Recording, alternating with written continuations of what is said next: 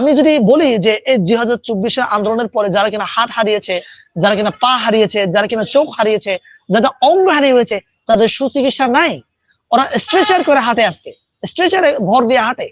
কিন্তু যারা কিনা এই 15 বছরে শেখ হাসিনার পা চেনেছে, এরা পাজেরো গাড়িতে চড়ে, তারা হেলিকপ্টারে করে চড়ে, তারা তারা আইফোন কিনে, স্যামসাং কিনে, ব্র্যান্ডের ফোন কিনে, তারা সকালে এক কাপড় পরে, দুপুরে এক কাপড় পরে, রাত্রে আরেক কাপড় পরে। কিন্তু যাদের চোখ হারিয়েছে, যারা পা হারিয়েছে, যারা হাত হারিয়েছে, যাদের পরিবার আপনার সন্তান হারিয়েছে, এরা আজকে নিঃস্ব। এক হাসপাতাল থেকে আরেক হাসপাতাল ঘুরছে, ওদের চিকিৎসা নাই।